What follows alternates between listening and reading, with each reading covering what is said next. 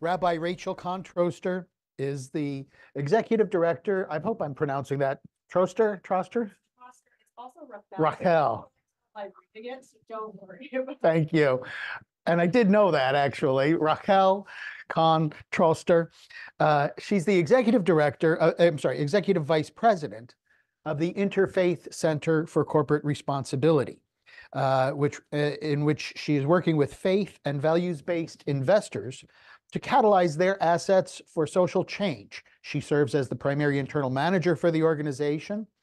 Before joining the Interfaith Center for Corporate Responsibility in 2021, Rachel spent nearly 14 years at Teruah. You'll have to help me with that pronunciation. Did I do it? Okay. Teruah, the rabbinical call for human rights, most recently as deputy director. Ordained as a rabbi in 2008 from the Jewish Theological Seminary, where she was a student, activist, and leader, she's a noted speaker and writer on Judaism and human rights. She first came to Teruah in 2007 to organize against US-sponsored torture in the War on Terror.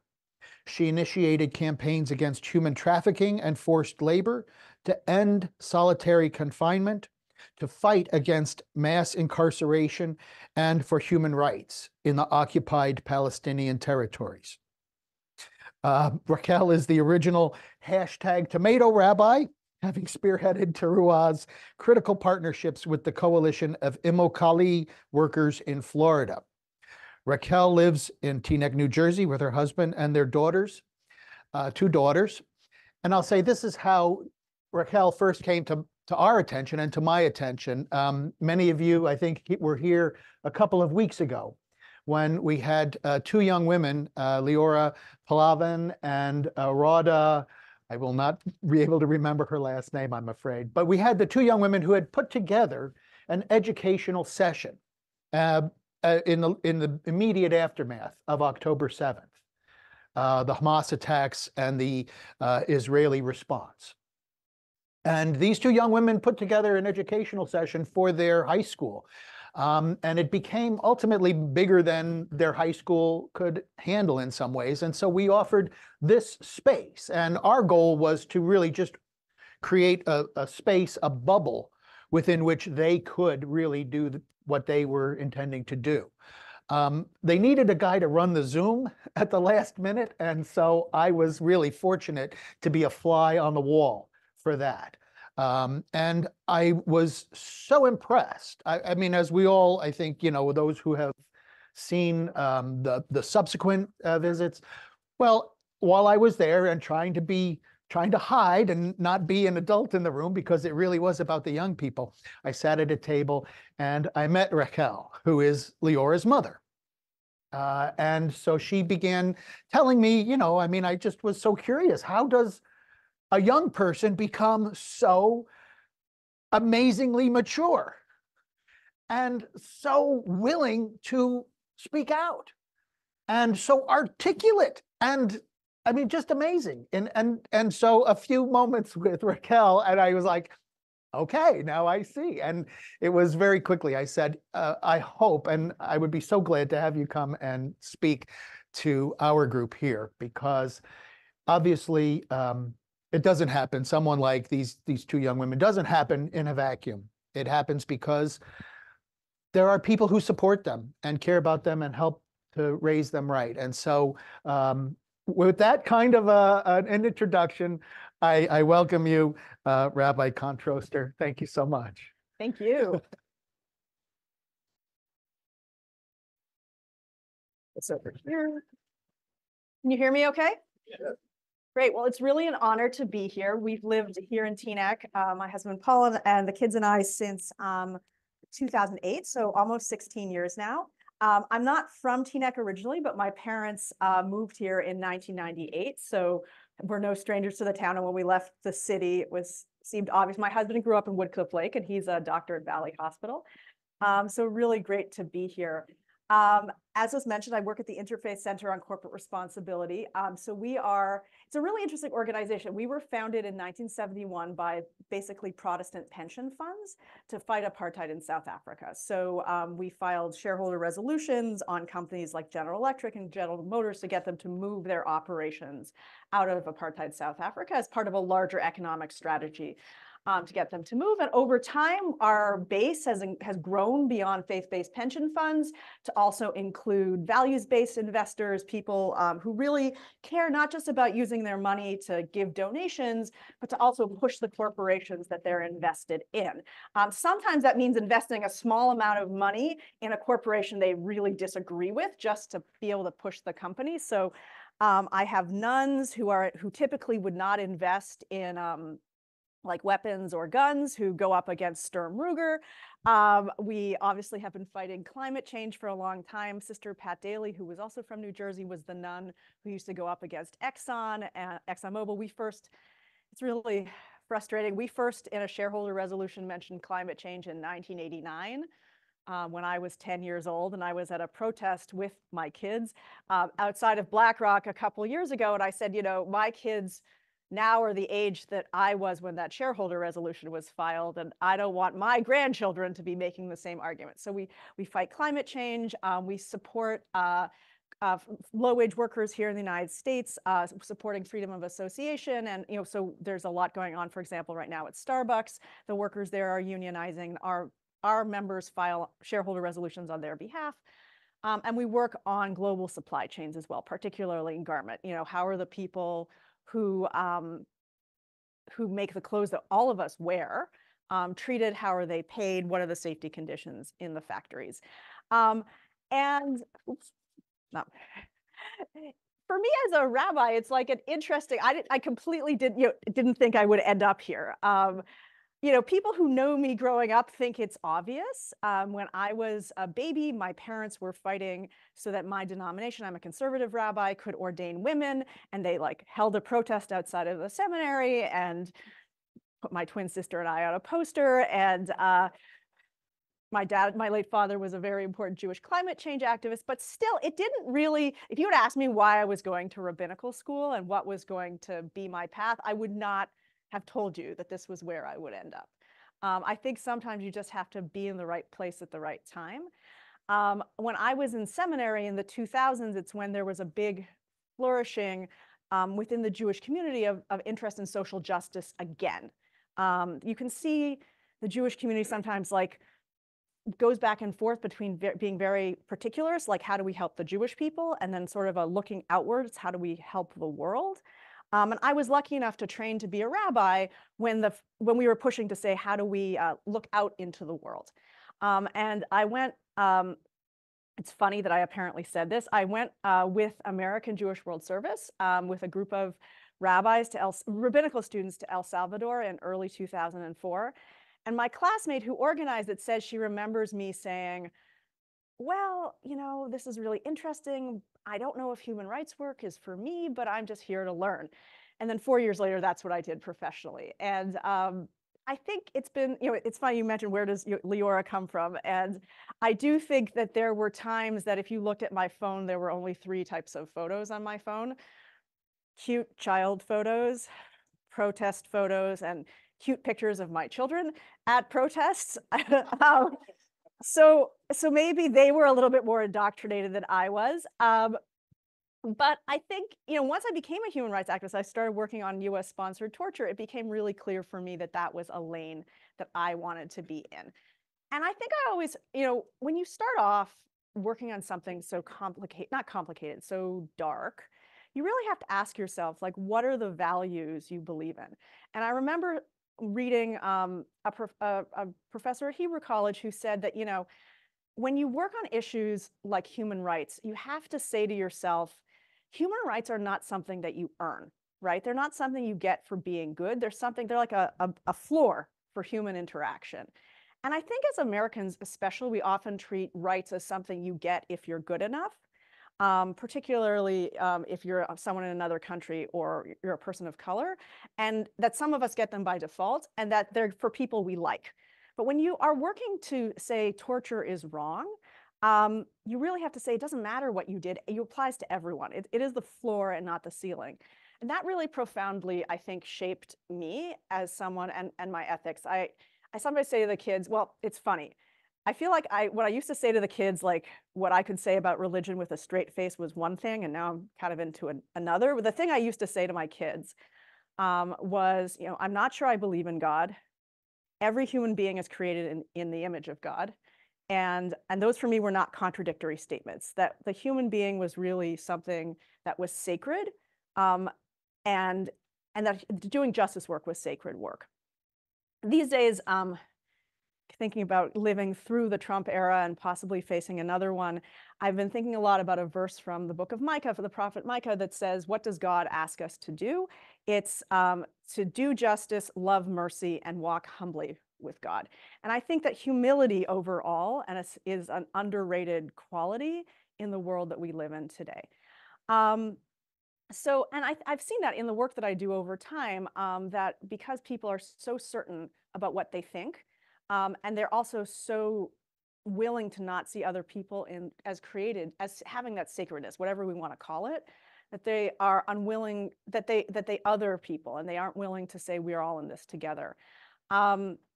It's interesting. So I started off working on torture, and it's funny when you look back and say, wow, that was a really important moment. I remember we began to see some of these tribalisms that like we take for granted now.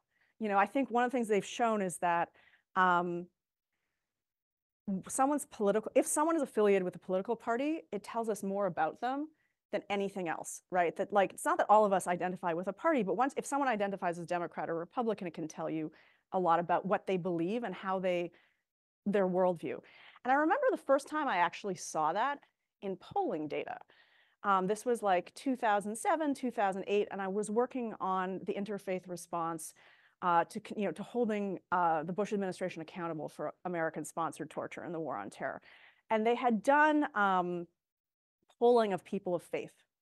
And it was weird because they showed that that Christian evangelicals supported the use of torture, even though it was against their religious values, because of their political support for President Bush. And now that seems like almost like a given, right? Well, of course, what you would think would be their faith values are getting overridden by their political values. But that was really disturbing to me because it also says that, when you're an activist coming out of a faith tradition, you appeal to people's whatever their moral like center is, to help move them. And if their politics are starting to override their moral center, that's going to make it a lot harder to actually convince people to make a difference. And I keep going back to that moment over the past number of years because I'm like, wow, that really said something about the nature of faith-based organizing in the United States, that like we are no longer people, like for those of us who are working from some moral place, whether we call it faith or whether we call it values, that it is not always going to be what guides people, and that people are actually now looking to their traditions to affirm what they already know rather than to challenge them to be their best selves and to make a strong society. And that continues to trouble me as an activist. So I'll say a couple things about what drove me to do the work that I do. It was mentioned that I was a tomato rabbi, which is funny. That came from a tweet. So I don't know how many of you are familiar with the Coalition of Immokalee Workers. Okay, some hands, great. So for those of you who don't know, they are a farm worker-based human rights organization out of Florida, and they hold corporations at the top of supply chains responsible for the human rights abuses at the bottom.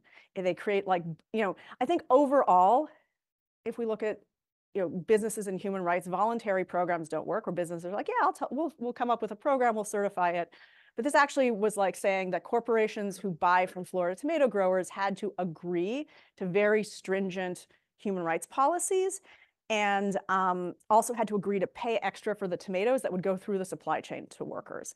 And this was very unique because it was developed by the workers themselves. I think one of the things I've learned is that a lot of us have biases about people without formal education, that there was no way that a group of farm workers in Florida could come up with a solution to these complex problems. And actually they could say, we deserve to be paid more. We understand that the growers are being pushed by these larger economic forces, so power is at the top. and that we deserve, that if you start with dignity and respect, everything flows from it. They're actually not a union. They started off just with like, we are going to demand to sit down with the growers and have them see us as human beings. Because it came from an idea that like the growers used to refer to the farm workers as the hands rather than as people. When one of the smaller growers said, what to the bigger growers, like, why won't you meet with them? He said the tractor doesn't teach the farmer how to farm.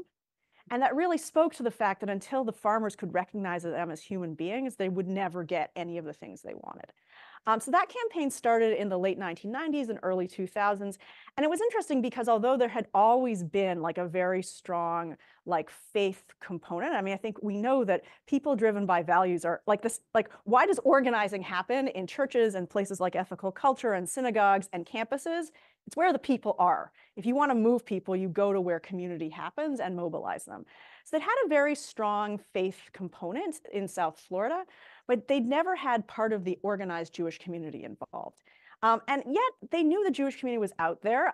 When the first grower, for a long time, they were doing this campaign against corporations, and the growers, even though they were winning, some corporations said, yes, we will agree to this human rights standard and we will pay this extra money. The growers weren't going to do it and they weren't going to pass it on. And the first grower to change his mind was actually a Jewish grower who was based in California, but his family was the fourth largest tomato grower. And he finally said, why aren't we talking to them? Maybe, I'm tired of seeing my farm's name dragged through the mud.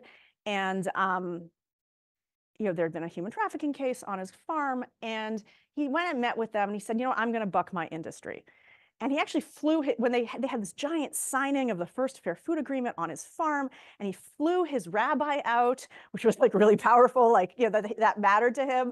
And it's funny, I think sometimes if I were to quote like Abraham Joshua Heschel, it would be a bit of a cliche, but when a grower like changes his whole, he quoted Heschel and said, few are guilty or all are responsible. Like that was actually world changing. And he also said something that I think is very true for those of us who feel stuck in this world. He said, maybe we should have done this yesterday, but you can't say because I didn't do this yesterday, I need to wait till tomorrow to make change. I can make a change now. And I just think about that all the time, that we're all so stuck in what we didn't do that we can't just say, okay, but now we're going to make the right choice. Like when I work with people on issues, particularly around Israel, Palestine, as people are like shifting their views and becoming more human rights focused, there's a lot of guilt about like what they didn't see before. And I think, it's always okay to make change. And I've seen that very profoundly in the work that I do. And so, so there'd never been rabbis involved. And we ran into Coalition of Immokalee workers at a conference and they said, hey, great. We've had lots of faith organizing. We've never had rabbis involved. Why don't you bring a bunch of rabbis to Immokalee and see what's going on? And so I brought this group in 2011, the first group of tomato rabbis, and we went to the fields. And it was actually interesting because we expected to go down. This was like where we were, right? We expected to go down and just hear stories of misery. But instead what we saw was the leadership of the people most affected. And they said, it was also really interesting for me because I've changed a lot on this. I was used to, as a faith leader, people coming to me to give like expertise. What is the solution? And the Coalition of Immokalee was like, no. Your job is not to solve things for us. Your job is to just organize the Jewish community in support of our work, of this human rights program. And it was the first time that a coalition partner had kind of lovingly said to me, like, stay in your lane. But actually, it was really, once I got over it, because no one had ever said that to me before. It was actually very liberating because I didn't have to solve everything. I just had to be my part of a movement. And I think that's also important for us too. Sometimes we look at these problems and they're vast, but if we can do our piece, that is not unimportant. Like, yes, we can see the big picture, but if there's a small piece that we can move, I feel that a lot doing corporate accountability work. Like there are big corporations that have to make a lot of changes.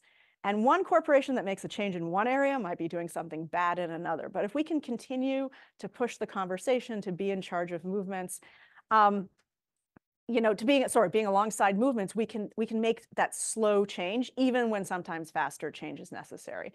I ended up, before I left Troy, I think I took over 100 rabbis to meet with Coalition of Immokalee workers. I did take Leora. the year that I think tried to do the math. I think it was 2000. They were 11. It was for their 11th birthday. So I dragged them on a trip to some tomato fields, got them, there's some like crazy pictures of Leora at like waving a flag at a Wendy's protest. And I think that has like really put me on the path of saying, okay, there's a lot of work to be done to change our political systems, but also we have to find ways to hold corporations accountable. I've been really inspired by the people that I work with because, there's, well, right now for political reasons, we often just have to make the business case. There's been this big Republican attack on what they call woke capitalism. Woke capitalism is not a thing. I wish it was. But the war on woke capitalism is a thing that they're really trying to shut down any ways that we hold corporations like accountable for their carbon emissions or how they treat their workers. They're now also going after since the Supreme Court decision, going after corporate diversity programs. And I think it's been really important for us to say, like, we're not just saying, well, this is good for business, but we're also making the moral case in the world.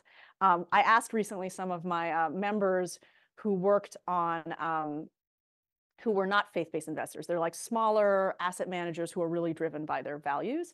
And I said, why are you part of this? And like, what makes it important to you to be part of an interfaith organization? And they just said that those of us who speak from a moral lens can be bolder. We can say things in language that other people can't say. And I understand that. I remember, sometimes like when you're a rabbi and you're not sure how you showed up, how you ended up here, and you feel like sometimes like, well, what are we really doing? I can't sue people. I'm not a lawyer. I'm not an expert in human rights. And I was talking to a friend of mine who worked at the ACLU. And at the time, now she runs a different organization, but she ran the ACLU's National Prison Project. And she was like really one of the people I credit with helping to end the use of solitary confinement in the United States, like working on it. She was part of the group at the ACL that was suing states. I thought she could do anything, right? She would go in and sue on behalf of prisoners.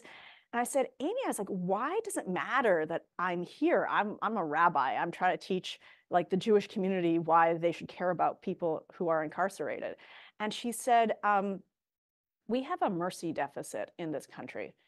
And you can talk about mercy. This was before Brian Stevenson's Just Mercy came out, which I think changed some of the conversation. But she said, you guys can talk about mercy, and we need that. That when we're just driven towards like this punishment-based system, to be able to hold up the fact that we must be merciful as a society as well is really important. And that has always stuck with me, that need. That there are those of us who can speak not just about the need to do justice, but also the need to be merciful. And that has continued to inspire me as I go along. So I know I see a couple other things, and I'll take questions. So obviously, I also like one of the reasons I appreciate coming to speak to groups like yours is I also want to say that like local organizing is really important. And I think sometimes in New Jersey, when caught next to New York, where all the big things are happening, we don't always see that the work we do here is really critical. I'll give you an example from my own work. There is injustice in the world where you're chipping away at a mountain. A friend of mine who used to work on juvenile justice, when I asked her, it was like during the towards the end of the Obama administration, President Obama ended life sentences without parole for juveniles. And I said to this friend of mine, I said, like, why is that a big deal? There are so few juveniles in the federal system. And she said, we're chipping away at a mountain. And like, we're not chipping away fast enough, but it's important to chip away at that mountain. And this chip will make change. So remember when there was I think this was what year was Governor Murphy elected? It was 2018 he took office? Anyway, 2018. So this is 2018. And I'd been a small part of a group that had been working for a number of years on ending solitary confinement in New Jersey. And I used to go to meetings at the American Friends Service Committee office in Newark and sit around with other people. It was like ACLU of New Jersey, American Friends Service Committee, another group of people. And they were working on the most progressive piece of anti-solitary confinement legislation in the entire country. They had worked with like the guards union to understand their objections. And it had been easy for our elected representatives in New Jersey to vote for it when Governor Christie was the governor because they knew it would get vetoed. And so there was no political loss for coming out in a progressive position. But the prison guard unions are powerful. It wasn't a given that once Governor Murphy was elected that we would get this piece of legislation passed, and that it was going to be similar. There was a similar piece of legislation that finally passed in New York in like 2021, but that took probably 7 or 8 years. So, and actually for New York, if any of you know anything about Albany politics, that is fast for New York. The Farm Worker Bill of Rights, which passed, I think, in 21 or 22, used to be my example of how things didn't work in Albany. I think it took 30 years. So here it was, it's 2018, we have this bill on solitary confinement. We have no idea if it's going to go anywhere under Governor Murphy. And then something happened in committee and it passed out of committee, it got voted on, it got passed. And suddenly New Jersey had, and I sat in my car when I got the news and I cried because, here it was, we had, it's only going to affect a few thousand people, but the people whose lives that you've changed and who aren't going to be, that's very important. And also, when you do this hard work, you have to, when you do win, it's okay to be grateful. You can say, oh my God, we have so much more to do. But I think it's also important when you have moments where you've made a difference in the world to sit and remember, because as you can tell, you remember that for a long time. I remember the first time I won a campaign with Coalition of Immokalee Workers. I had been south. This is where I actually, again, I'd been working on torture and then I started working on forced labor. These are not small issues.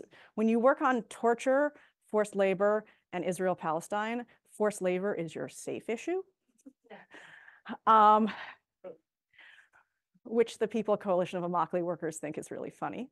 But I had taken my second group of tomato rabbis. At the time, our target was Trader Joe's. And we had this big, this was the winter of 2012.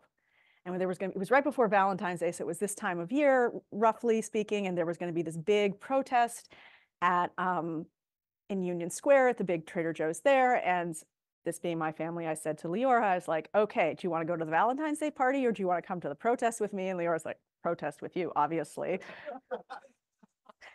We did kind of indoctrinate our children. And I had just taken this group of tomato rabbis. At the time, the first Trader Joe's was opening in Florida on Immokalee Road.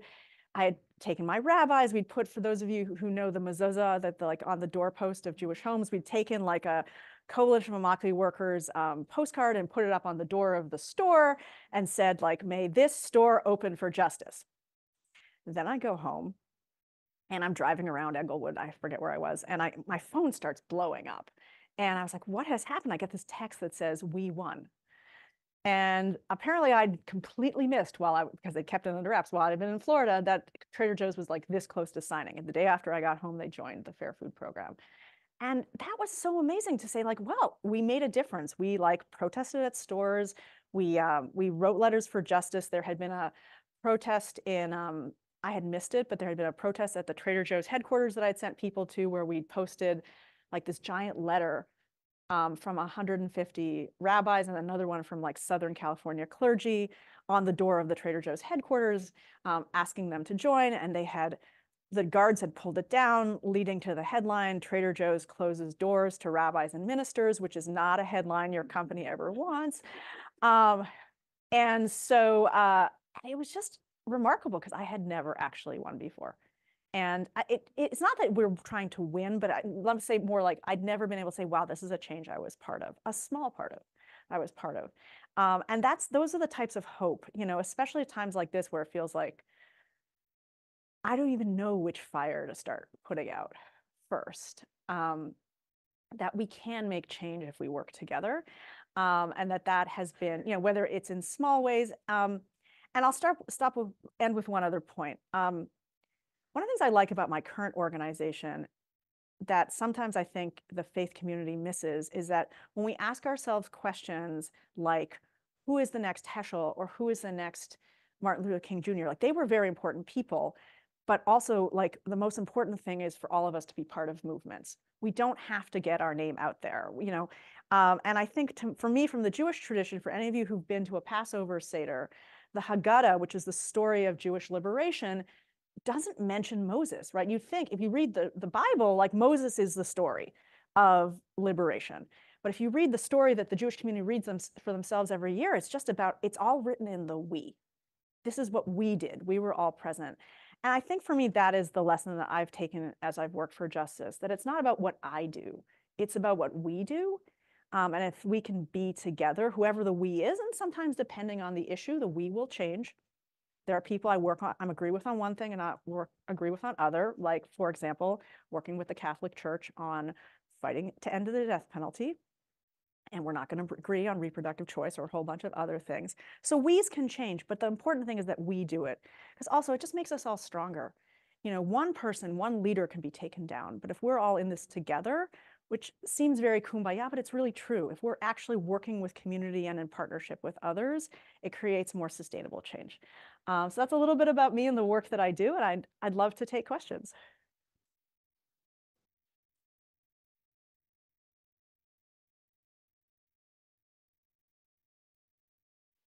Thank you so much, Rabbi, and I'm sure we will have some questions and some further discussion.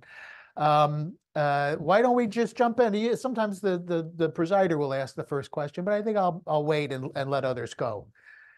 So we have the microphone here, and let's start with Dan right in the front row. Here you go, Dan.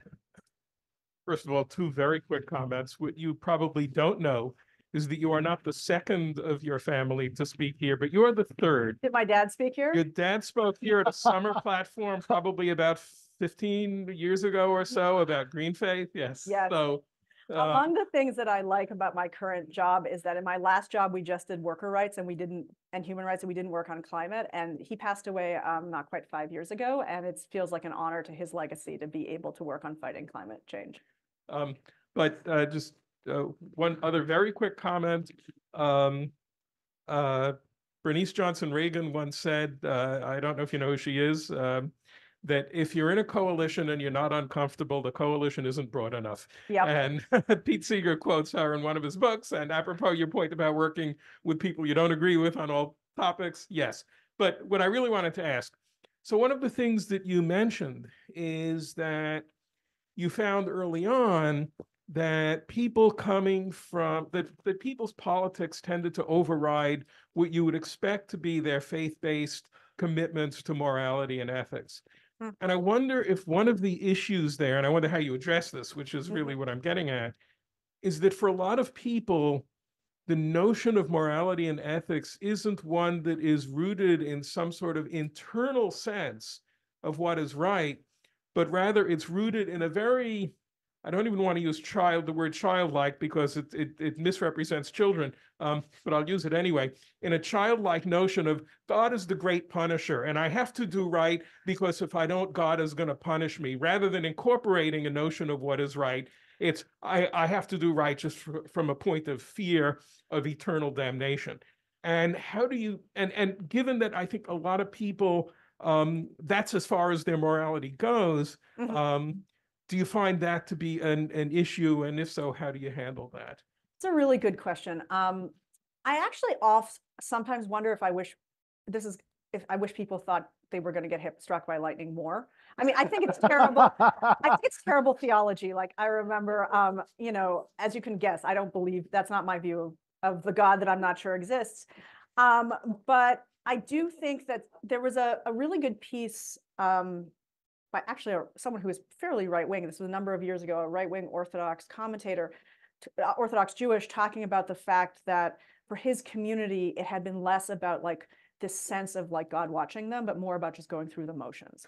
And so I think that there are some communities for whom losing that sense of oversight, you know, that they are doing something for a broader purpose, it has actually been detrimental.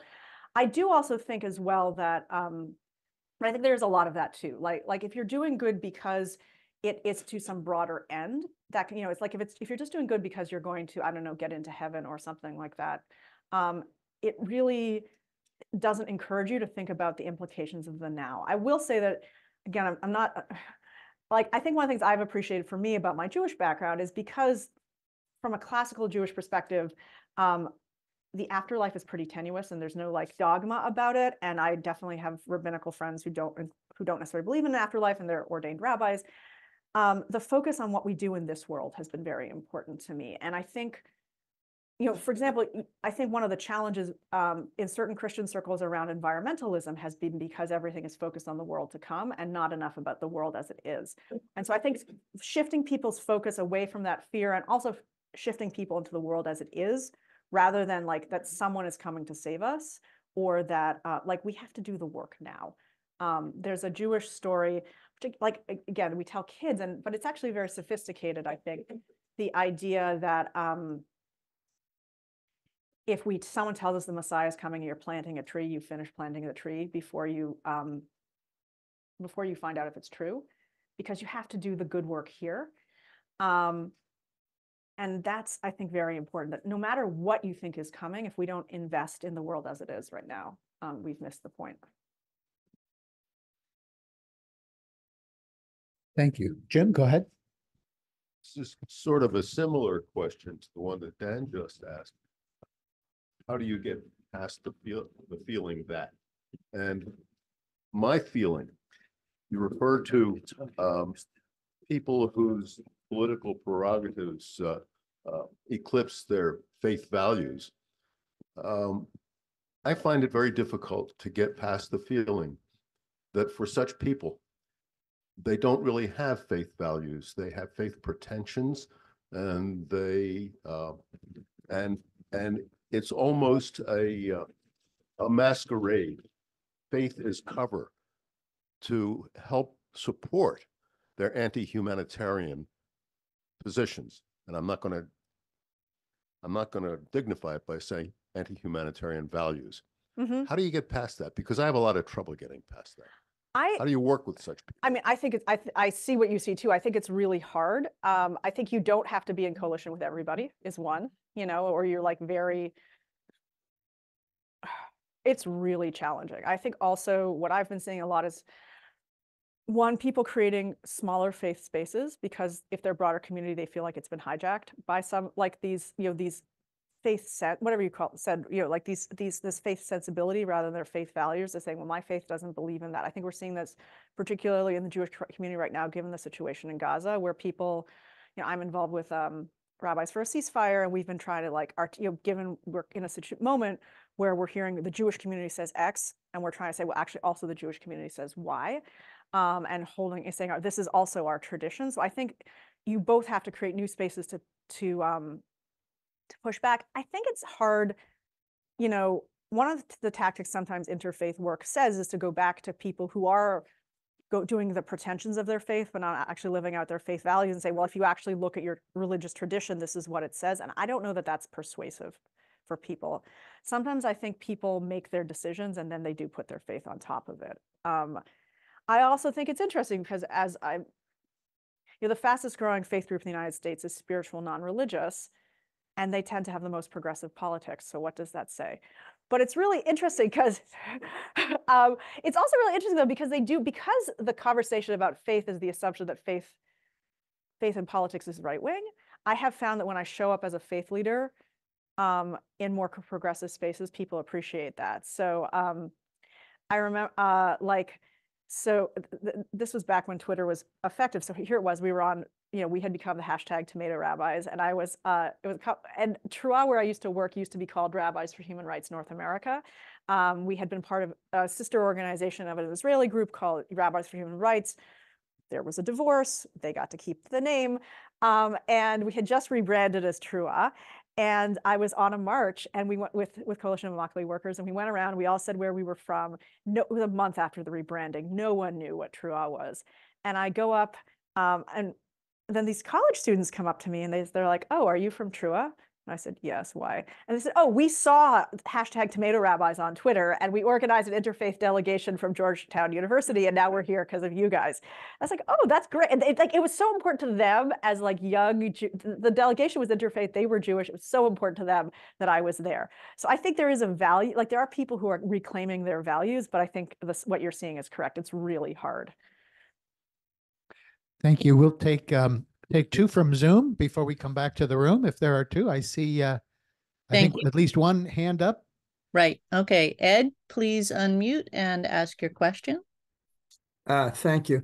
I just want to say that I don't actually have a question. I want to say to start that one of the reasons I attend Sunday mornings at Ethical Culture is to be inspired, and I find both you and your daughter to be incredibly inspiring. And I want to, and the comment I want to make is that you sort of began with an idea that is at the base for me of ethical culture, which is that the floor is the humanity of everyone, that treating everyone with dignity and respect, regardless of who they are, where they come from, what they've done, is that to me is the basis of ethical culture. So if you're feeling comfortable at our place, that may be why. Absolutely. Thank you, you. Ed. We have a comment from Lucy Lettuce saying, I like the fact that the emphasis is on coalition, not on individual service activity. Thank you. Yeah, it is, it's also just, I think when you're in coalition, you just get to meet such interesting people. And I think I haven't read, a friend of mine, when she gave a sermon on Yom Kippur a couple years ago, told this story from the writer Rebecca Solnit. I haven't gone back and read the book, so this is a secondhand anecdote about when Rebecca Solnit was doing like anti-nuclear disarmament work in the early 2000s, like sensing that she was having too much fun, meaning she was finding so much joy with the people she was working with. And I think that is also why we work in coalitions, that we find joy with the people we work with, that even though the issues are hard, the work itself can create community and joy. And that's also been really true for me too. Great, thank you. Allie, go ahead. Speak right into it so they can hear. Hi, it's so nice to have you here. Nice to be here. What do you think of the human conscience, not the consciousness, conscience that we all have it? I believe all human beings have to judge, what's good or bad, has anything to do with all our religious values.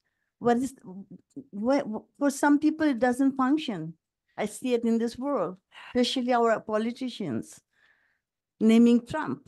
Yeah, I have thought a lot about that, right? Is it that some people, their conscience is so different that they don't see that they're doing something truly bad, or do they and they don't care? And both of those are really disturbing options to me, because the second one is almost easier to understand, because I won't speak for everyone here. I sometimes do things that I know are wrong. And I'm like, okay, I'm going to have to live with the consequences of that. Now, I'm clearly not the president of the United States, so those consequences are hard. I mean, the consequences of my actions don't have wider reaching consequences. But the first option is really disturbing, that you create a moral universe that is so fundamentally based on the othering of other people, or seeing other people as less than. I don't know how you do that, but I think a lot of people do. I will say I have thought about that a lot since the beginning of the war in Gaza, that both obviously the atrocities, as a human rights activist, atrocities against civilians are bad. Like, we don't have good solutions. We just believe that atrocities against civilians are bad. So obviously both what happened on October 7th and all the people who have died since, it's very hard to be in communities where people justify those. And you're just, what is going on? I don't know, there's the writer Peter Beinart, who is, he's a Jewish writer and thought leader. I appreciate him because he is actually I feel sometimes he's in my head. He also, like me, is sort of very progressive on Israel-Palestine and is living in a very traditional Jewish community. I also think he's a role model for me because as a younger man, he was part of the group of people who kind of advocated for the Iraq War, and he's one of the few people who was part of that group who has apologized and repented in public. And I appreciate his ability to show change, right? And he wrote an article recently on Heschel, but he was also talking about feeling like he was insane because he was dealing with community. I'm going to be misquoting him, but he felt like he was sometimes with people who were so in their worldview of what was right and wrong, and it's so different from him. He just didn't understand what was going on.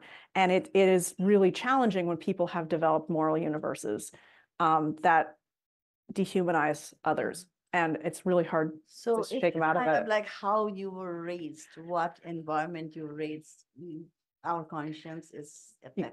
Yeah. Has One lot of- of it. One of my friends once asked me, so this was when my kids were younger, but Leora is 16 now, and my younger daughter, Lisa, is 14. I mean, I do think how we raise people is important, but also he asked me if when my kids grew up, did I care more if they're being religious, put them at odds with the moral values I had taught them, what would I want? And I was like, I want them to be good people. And I think that for me, that was more important. I think for some people, when the moral universe they're part of as their faith community shifts, they would still rather see their kids be there. And I can't do that. Thank you so much. I appreciate it. Thank you. Ron has a question. Thank you for this great inspirational talk today. pleasure. You know how I feel about you and your kids. But I wanted to ask you how, as the mother of Leora and as a family, how are you dealing with all of the criticism that you are probably getting because of your daughter's activities and your own activities in relation to October 7th from your own Jewish community? The tendency in some parts of the Jewish community to label everyone who has a different opinion as being anti-Semitic.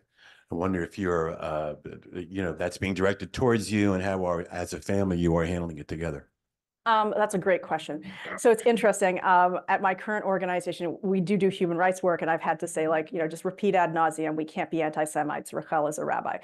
But to more seriously, I think we've handled it a couple of ways. One is that we've tried to go to we are very clear as a family about what we believe in and why, and that means that there are people who we love and care about for whom we can't talk about stuff right now. And so that was one.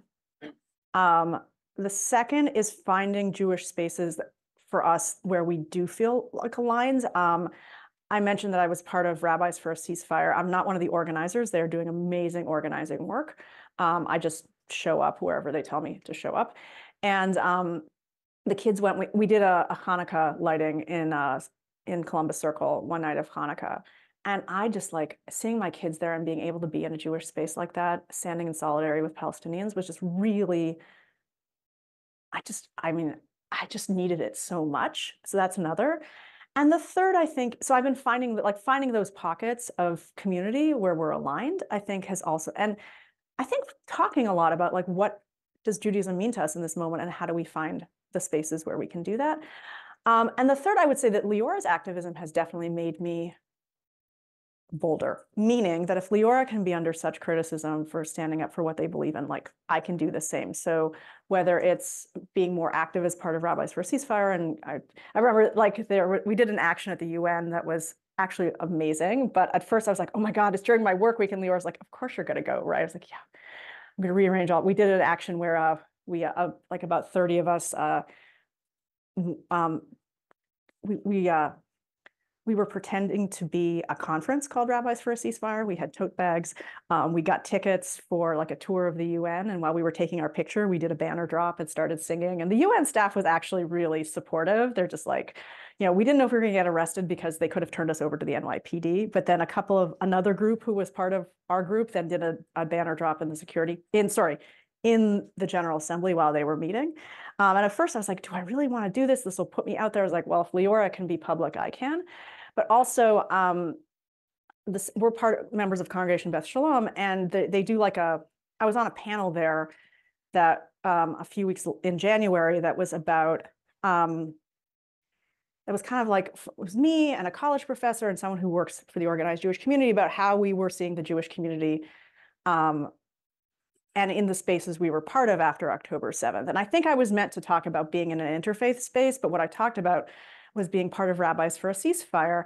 And I also talked about the fact that we as a Jewish community were making a mistake if we drew red lines around anti-Zionism and non-Zionism. And I was like, well, I think it may have been the most controversial thing ever said in our synagogue. I was like, well, either people are going to stop talking to me and then I won't have to come back and I'll get to sleep in on Saturday morning, but at least I've been honest and people know where I stand. And that was very freeing because you know, and look, there are some people who are really not happy with me, but like, at least I was being honest. And I definitely think I owe that to my kids.